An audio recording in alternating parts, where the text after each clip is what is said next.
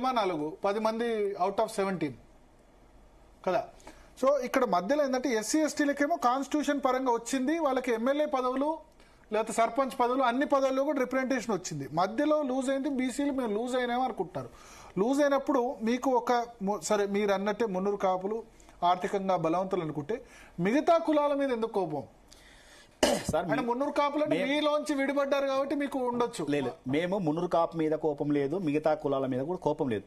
నేను సందర్భం ఏం చెప్తున్నంటే వాళ్ళు బీసీలు కాని వాళ్ళని తీసుకొచ్చి బీసీలలో పెట్టుకొని బీసీలకు రావాల్సినటువంటి రిజర్వేషన్ ఫలాలు వాళ్ళు తీసుకుంటా ఉంటే వాళ్ళని ఇప్పుడు అభివృద్ధి అయిన వాళ్ళు బీసీలలో ఎందుకు వాళ్ళని తీసుకొచ్చి జనరల్ కేటగిరీ లేవచ్చు కదా. జనరల్ కేటగిరీ కంప్లీట్ కానివ్వండి సార్. ఇప్పుడు వాళ్ళు మున్నూరు కాపులు తీసుకొచ్చిన రిజర్వేషన్ వాళ్ళు ఓసీకి వస్తే జనరల్కి వస్తే ఎవరైతే మున్నూరు కాపులు అనుభవిస్తారో వాళ్ళు మిగతా కులాలకు అవకాశం వస్తుంది కదా, బీసీలకు అవకాశం వస్తుంది, ఎంబీసీలకు అవకాశం వస్తుంది కదా. నేనంటే ఆర్థికంగా సార్ అంతెందుకు సార్, ఆర్థికంగా స్థితిగతులను బట్టి ఆర్థికంగా వెనుకబాటు ఉన్న రిజర్వేషన్లు ఇవ్వండి, ఆర్థికంగా ఎదిగిన తీసుకుపోయి జనరల్ కోటా లేదు. ఏ కులమైనా సరే, ఏ కులంలో అయినా సరే ఆర్థికంగా అసమానతలకు దూరం ఉన్న వాళ్ళందరూ తీసుకొచ్చి జనరల్ కోటా ఇద్దాం. ఆర్థికంగా వెనుకబడి ఎవరైతే ఉన్నారో వాళ్ళని రిజర్వేషన్లు ఇద్దాం. ఎందుకంటే ఈ దేశం అభివృద్ధి చెందాలన్నా, ఈ రాష్ట్రం అభివృద్ధి చెందాలన్నా పేదవానికి ఆ ఫలాలు తగ్గాలి. సరే, ఇలా ఒక పెద్ద అయితే ఒకటి మీరు ఆర్థిక పరంగా రిజర్వేషన్స్ ఇవ్వాలని అంటున్నారు, చెప్పడానికి బానే ఉంది. కానీ కాన్స్టిట్యూషన్ రాజ్యాంగ పరంగా సాధ్యమవుతుందా సార్? సాధ్యం కావాలంటే మరి ఇనిషియేషన్ మీరే తీసుకోవాలి. లీడర్షిప్ రెడ్డిస్దే ఉంది సార్. కాన్స్టిట్యూషన్ ఇప్పుడు లీడర్షిప్ రెడ్డిసే ఉంది. కాన్స్టిట్యూషన్ ఎప్పుడైనా పరిస్థితులను బట్టి అవసరాలను బట్టి మారుస్తాయి. మరి అవకాశం ఉంది కదా సార్. ఎన్నిసార్లు మార్చినాం సార్, ఎన్ని అవసరాల కోసం మార్చినాం. ఇది మార్చడం తప్పేముంది? రెడ్లనే కాదు, దేశం మొత్తం మారాలి కదా సార్. ఇప్పుడు ఎన్ని సంవత్సరాలు ఇట్లా రిజర్వేషన్లు ఇచ్చుకుంటా పోదాం, ఇంకా మన దేశం అభివృద్ధి చెందుతుంది అనే మాట విందాం. ఇంకా ఈడబ్ల్యూఎస్ వచ్చిన తర్వాత ఈ క్వశ్చన్ కి అర్థం లేదంటారు. ఎందుకు లేదు సార్?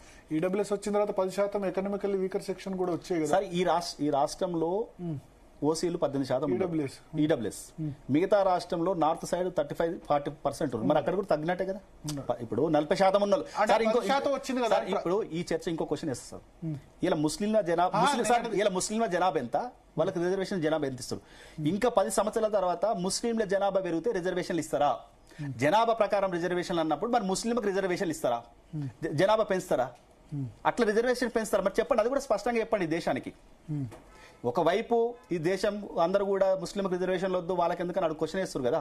ఇలా ఏమో కొంతమంది ఏమంటారు, ఇలా జనాభా పెరిగింది కాబట్టి మాకు రిజర్వేషన్ పెంచాలంటారు కదా.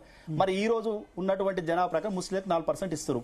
10 సంవత్సరాల తర్వాత ముస్లింల జనాభా పెరిగితే వాళ్ళకి రిజర్వేషన్ కల్పిస్తారా? జనాభా ప్రకారం ఇద్దామా?